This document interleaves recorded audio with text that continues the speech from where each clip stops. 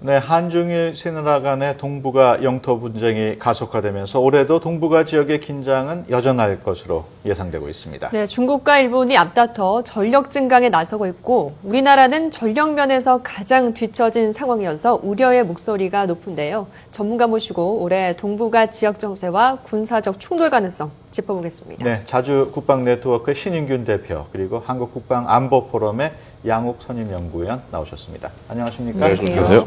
네. 지난해 11월이죠. 중국이 이호도를 포함한 방공식별구역을 선포하면서 이 동북아 지역의 긴장감이 굉장히 높아지고 있는데 이호도 상공에서 한중일 세 나라가 혹시라도 올해 중에 이렇게 뭐 무력 충돌 또는 그런 비슷한 상황의 가능성이 있다고 보십니까? 어떻습니까? 충분히 가능합니다. 네. 왜냐하면 그 중국이 방공식별구역을 이렇게 확장을 한 것은 중국의 큰 미래 계획에 따라서 네. 이렇게 차츰 이렇게 진행해 나가는 단계거든요. 네. 이게 끝이 아닙니다.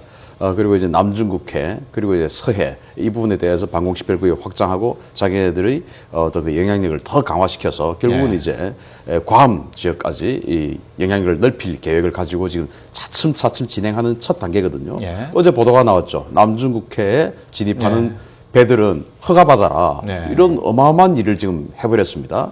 물론 우리하고 지금 멀리 떨어져 있기 때문에 우리 국내에 큰 이슈는 안 됐습니다만은 네. 이것이 이제 앞으로는 서해 그리고 이제 이 또 이어도에서의 어떤 무력 충돌 이제 실효 지배를 하겠다라는 어떤 그 선언은 했지만 네. 아직은 물리적 행사는 보여주지 않았습니다. 그것을 올해 그 물리적 행사를 해서 여기는 우리 거다. 함부로 들어오지 마라.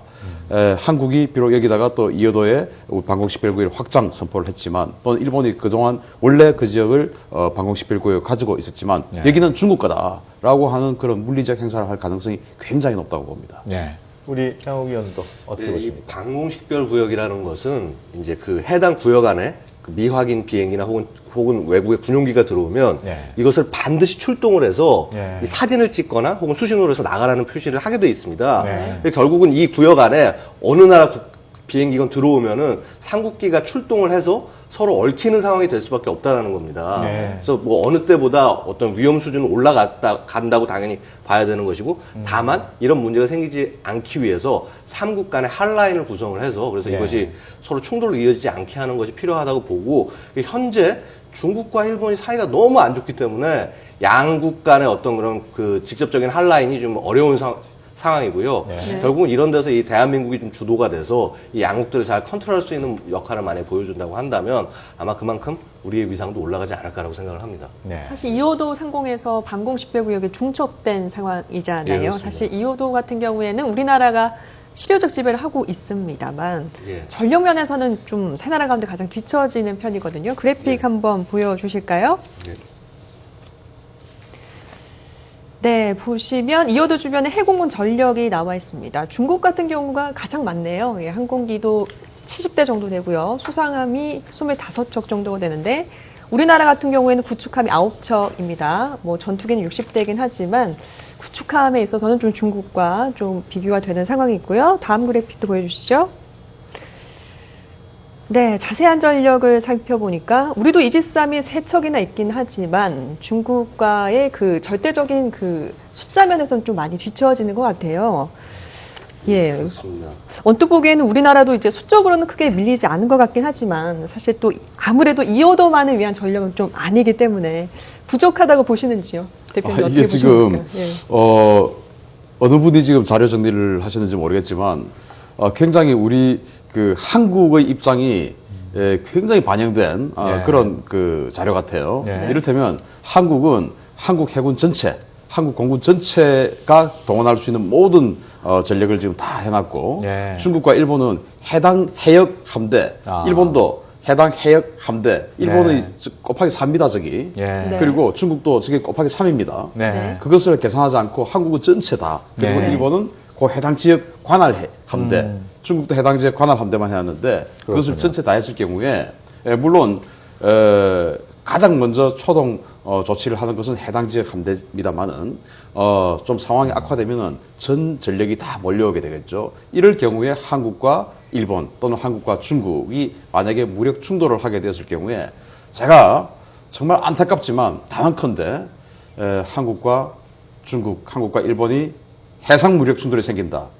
10분이 넘지 않은 시간에 우리 한국 해군 공군이 전멸할 것으로 생각합니다. 네. 아유, 그러니까 전력적으로 좀 수적으로 아주 좀 열세다라는 말씀해 주셨는데 어떻게 보세요? 예, 그 지금 신 대표님 지적이 정확하시고요. 사실 네. 이제 해군력 같은 거는 저희가 그 배 숫자도 중요하지만은 전부 이 배 톤수를 합쳤을 때 얼마냐 총톤수가 중요합니다. 예. 그리고 이런 이 배들 중에서도 저희가 한 1000톤급 이상 정도가 돼야지 그래도 이제 어느 정도 바다에서 싸울 수 있다고 표현을 하는데 네. 그런 배 척수를 봤을 때 중국 같은 경우는 지금 이제 한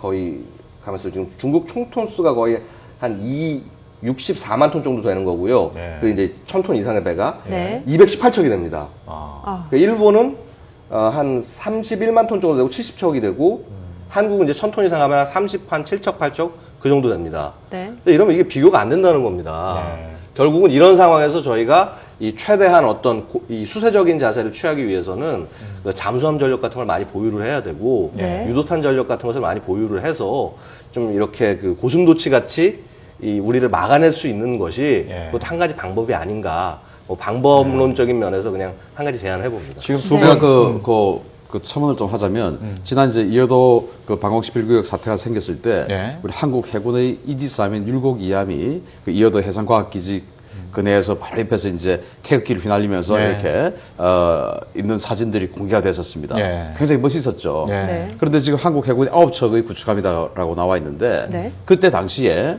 한국 해군에서 동원할 수 있는 모든 구축함 중에서 다 정말 탈탈 털어서 갈 수 있었던 배가 율곡 2함 한 척뿐이었습니다. 예. 다 NLL 임무를 하고 예. 해외 훈련을 가 있고 수리 중이고 예. 다 그래가지고 다른 임무를 하고 있어서 정말 이 시간에 갈 수 있었던 배가 그 한 척뿐이었어요. 예. 그래서 정말 우리가 뭐 한 3척 4척 가가지고 함대 기동 훈련도 보여주고 이어도 과학기지 근처에서 하면 얼마나 멋있었겠습니다만은 예.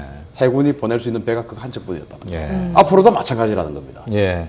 두 분 말씀을 지금 듣다 보니까 좀 우울한 현실 앞에 진짜 기분이 별로 좋지가 않은데 지금 이어도에 도착을 해가지고 작전이 가능하기까지 걸리는 시간도 문제라고 제가 들었습니다. 지금 그래픽이 준비되어 있는데요.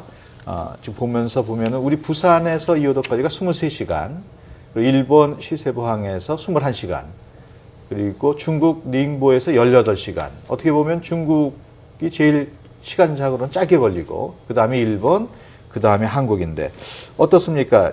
어떻게 보십니까? 저런 상황을? 네, 이게 지금 현재로는 이제 저렇지만 제주 해군기지 아시죠? 예. 네. 제주 해군기지를 건설할 당시에 가장 첫 번째 어떤 그 명분이 예. 이어도에서 해상 무력 충돌이 발생했을 때 제일 먼저 우리가 가야 된다. 예. 우리 전체 전력이 제일 약하기 때문에 먼저 가서 선점 효과라도 있어야 된다. 네. 라고 하는 것이 제주 해군기지의 명분이었습니다. 네. 그래서 지금은 이제 부산에서 해군작전사령부에서 출발을 하면 23시간 우리가 제일 늦죠. 네. 안 그래도 전력도 약한데 늦게 도착하면 정말 우리는 뭐 어디 발길 데도 없죠. 네. 그런데 제주 해군기지가 2016년에 완공이 되면 네. 그게 우리 해군의 기동 전단이 배치가 됩니다. 그렇게 되면 11시간에서 12시간 만에 이어도에 갈 수가 있기 때문에 네.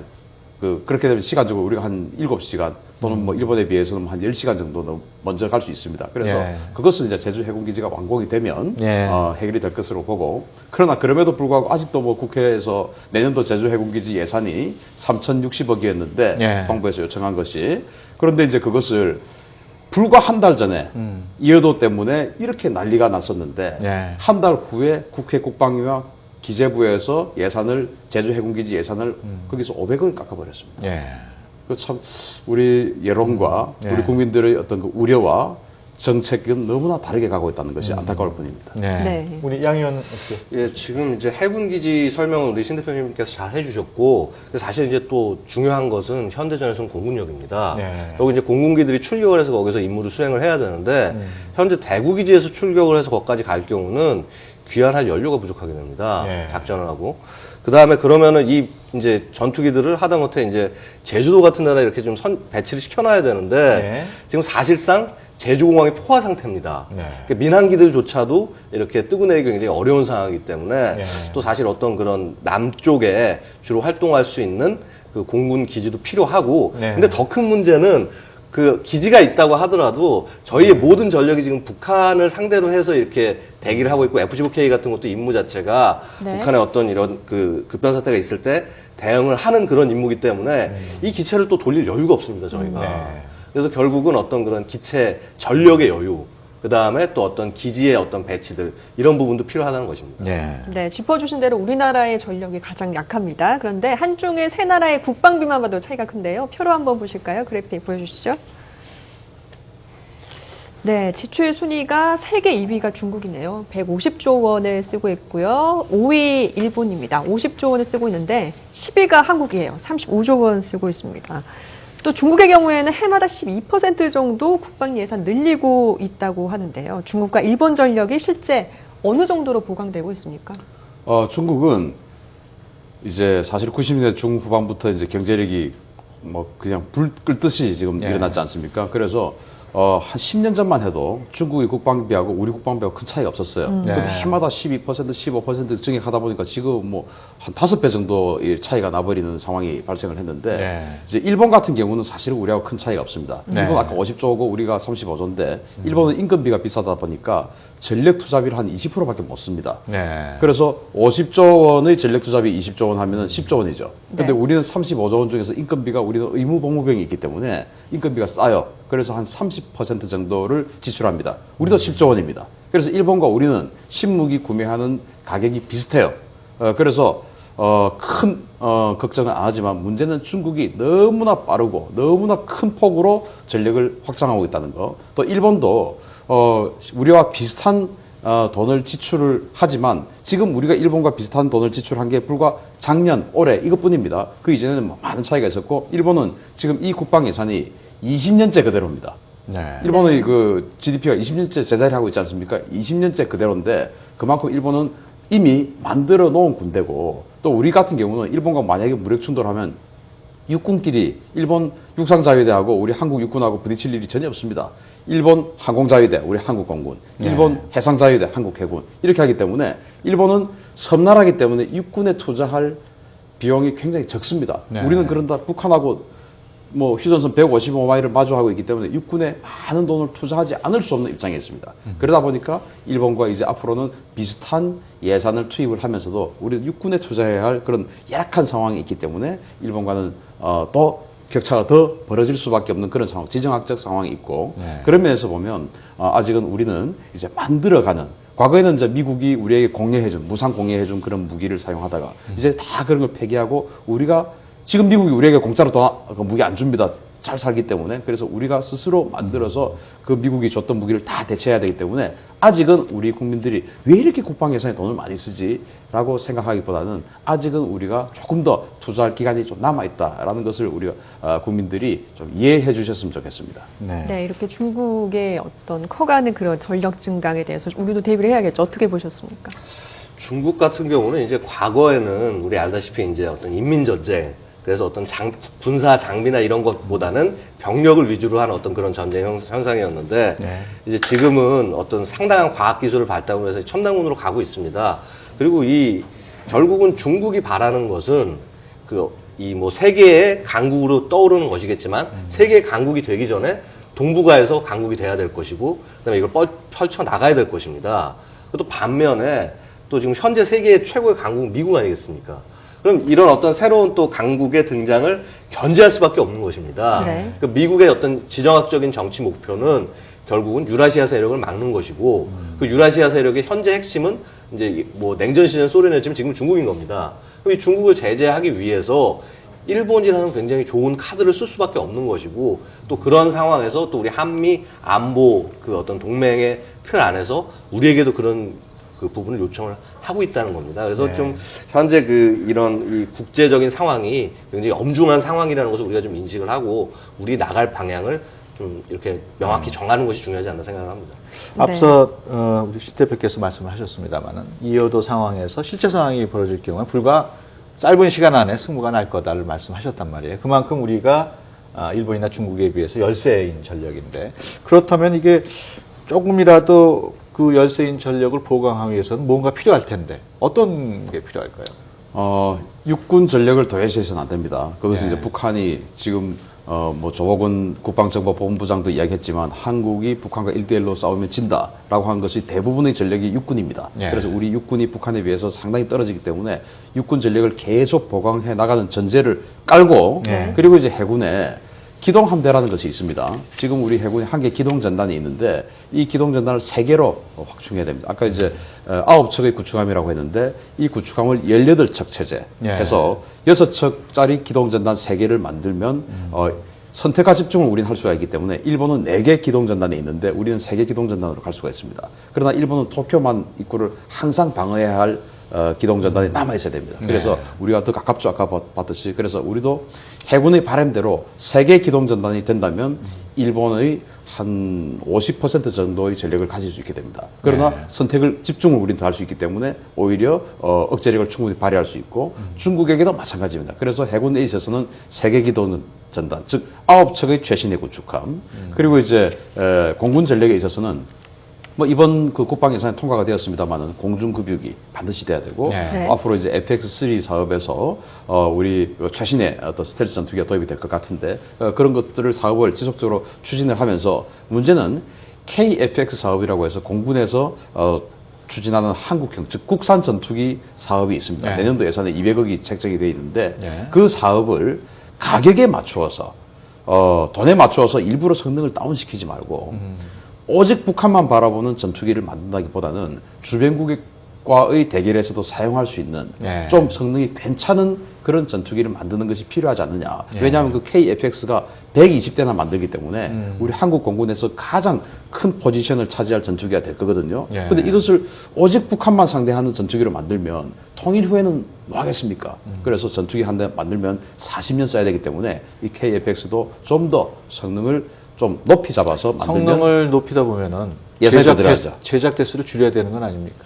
그래서 제가 이제 생각하기에는 제작 대수는 우리 한국 안보 상황을 생각했을 때 420대 정도는 미니멈 가지고 있어야 북한과의 여러 가지 임무를 할 수가 있기 때문에 420대, 즉 120대는 만들어야 됩니다. 그런데 조금 더 성능을 좀 높이 잡아서 한다면 나중에 일본 그리고 나중에 중국과도 서해에서 동해에서 충분히 억제력을 발휘할 수 있는 전력이 될 것 같다라고 저는 생각합니다. 우리 양 의원께서는 어떻게 이제 해군력 같은 경우는 뭐 당연히 저희가 여분 전력이 없기 때문에 그 기동전단이 추가로 있어야 된다는 것은 당연하고 근데 사실은 이 억제하기 위해서 제일 좋은 것 중에 하나는 잠수함입니다. 예. 그래서 지금 이제 잠수함 사령부를 2015년에 이제 창설할 계획이 있는데 사실 저희가 숫자가 너무 부족합니다. 네. 중국 같은 경우는 지금 한 65척 이 정도가 되고 2020년대 들어서면은 한 90여 척으로 늘릴 예정입니다. 네. 일본은 뭐 지금 한 뭐 18척이라고 하는데 그건 법으로 정해놓은 거고 네. 실제로 한 7, 8년만 쓰고 이렇게 보존을 해놓다가 전시가 되면 끌어쓸 수 있습니다. 네. 그럼 지금 한 38대 정도로 운영할 수 있다는 얘기거든요.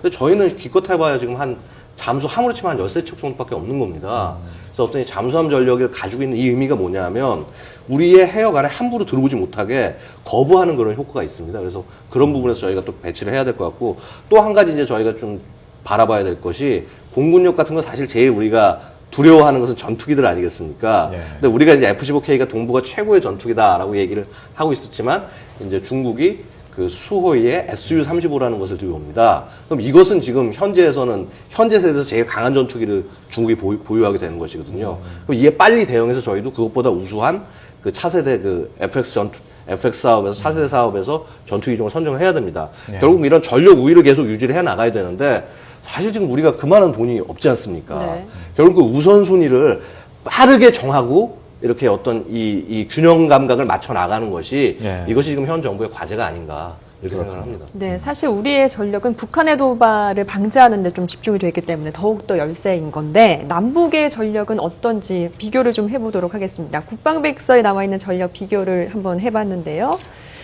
보니까 북한이 119만 명이나 있고요. 우리는 63만 명입니다. 함정은 420척. 북한이 훨씬 더 많고요. 우리는 120척. 전투기도 820대, 우리는 460대 정도인데요.